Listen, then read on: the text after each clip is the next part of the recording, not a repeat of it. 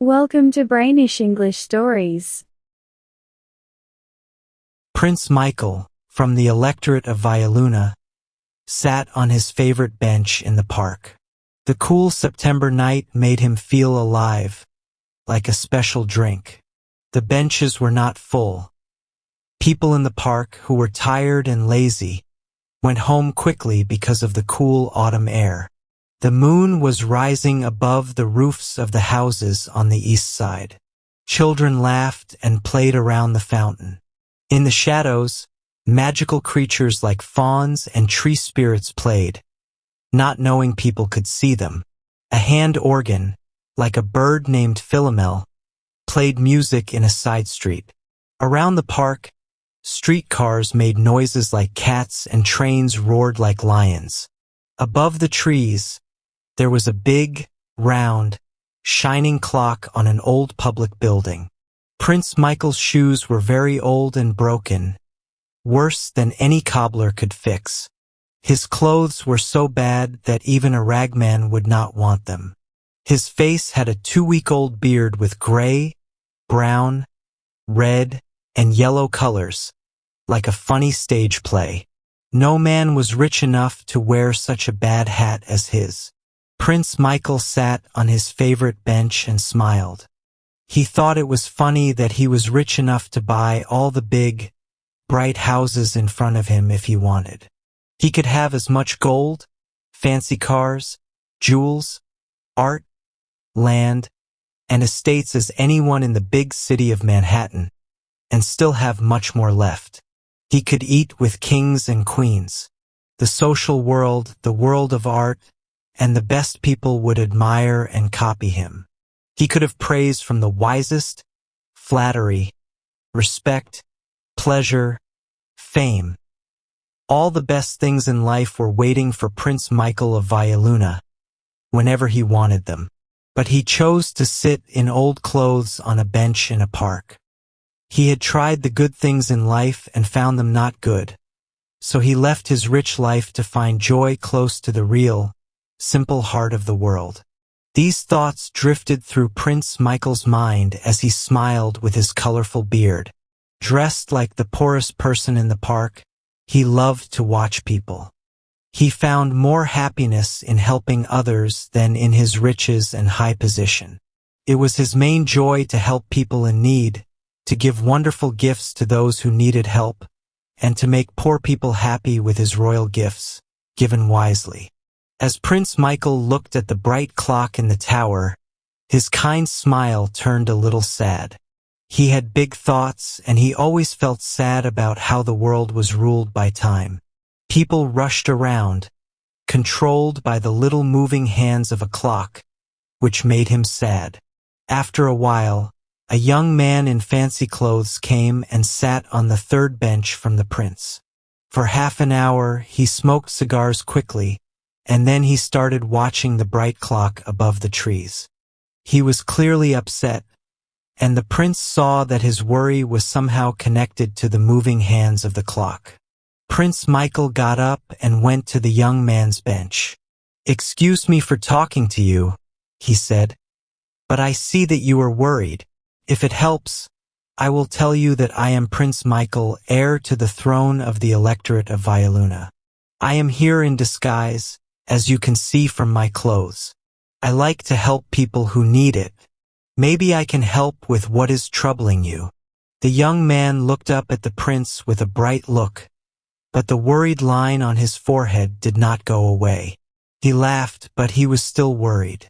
He decided to talk to the prince for a moment. "Nice to meet you, Prince," he said in a friendly way. "Yes, you do look like you're in disguise. Thanks for your offer to help, but I don't see how you can help me. It's a private problem, you know? But thanks anyway." Prince Michael sat next to the young man. He was often turned away, but never rudely. His kind manner and words made sure of that. "Clocks," said the prince, "are chains on the feet of people. I saw you looking at that clock all the time. Its face is like a boss. Its numbers are as tricky as a lottery ticket. Its hands are like a con man who makes an appointment with you to trick you. Let me ask you to stop being controlled by that silly clock. I don't usually, said the young man. I carry a watch except when I wear my best clothes. I know people like I know the trees and grass, said the prince seriously.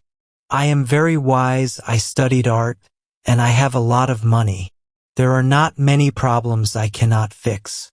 I have looked at your face, and I see honesty and goodness as well as worry. Please let me help you. Do not think I cannot help because of how I look. The young man looked at the clock again and frowned. When he looked away from the bright clock, he stared at a 4-story red brick house across the street. The shades were down, and the lights in many rooms shone dimly through them. 10 minutes to 9, said the young man with a sad gesture. He turned away from the house and took a few quick steps in the opposite direction. Stay, commanded Prince Michael in a strong voice. The young man turned around with a nervous laugh. I'll give her the 10 minutes and then I'm leaving, he muttered. Then he said to the prince, I'll join you in hating all clocks, my friend, and add women to the list too. Sit down, said the prince calmly. I do not agree with you about women. Women are the natural enemies of clocks and are our allies in fighting against these things that measure our mistakes and limit our fun. If you trust me, I would like you to tell me your story. The young man sat on the bench with a reckless laugh. Your Royal Highness, I will, he said, jokingly respectful. Do you see that house, the one with 3 upper windows lit? Well, at 6 o'clock I was in that house with the young lady I was engaged to. I had done something wrong, my dear prince. I had been a bad boy and she found out. I wanted her to forgive me, of course. We always want women to forgive us, don't we, prince? I need time to think, she said. There is one thing for sure. I will either fully forgive you or I will never see you again. There will be no in-between. At exactly 8:30, she said, you may watch the middle upper window of the top floor. If I decide to forgive you, I will hang a white silk scarf out of that window. You will know that everything is as it was before, and you may come to me. If you see no scarf, you can consider that everything between us is over forever. That, the young man finished bitterly, is why I have been watching that clock. The time for the signal to appear passed 23 minutes ago. Do you wonder why I am a little upset? My prince of rags and whiskers? Let me tell you again, said Prince Michael in his calm, smooth voice, that women are the natural enemies of clocks. Clocks are bad. Women are a blessing. The signal might still appear. Never on your kingdom, said the young man hopelessly. You don't know Marian, of course. She's always on time, to the minute. That was the first thing about her that I liked. I got a rejection instead of the scarf. I should have known at 8:31 that it was over. I'll go west on the 11:45 train tonight with Jack Milburn. It's over. I'll try Jack's ranch for a while and then go to the Klondike and drink whiskey. Good night, Prince.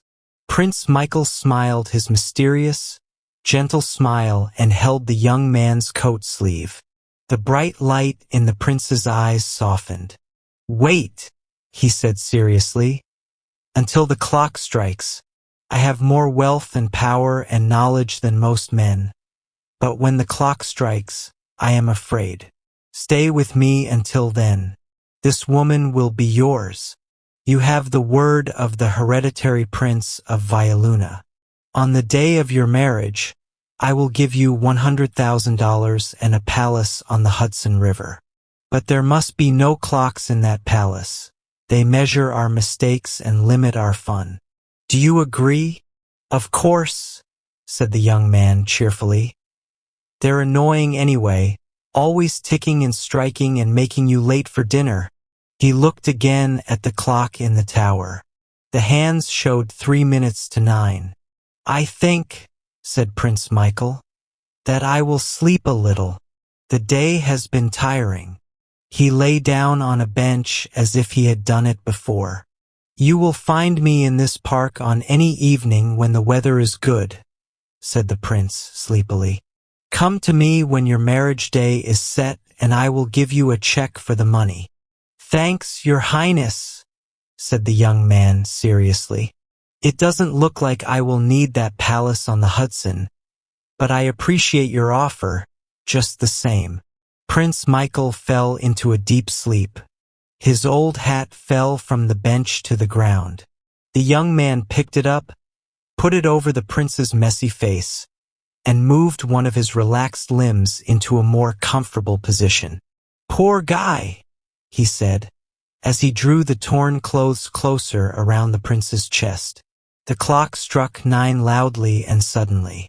The young man sighed again, turned to look at the house of his lost hopes, and shouted with joy.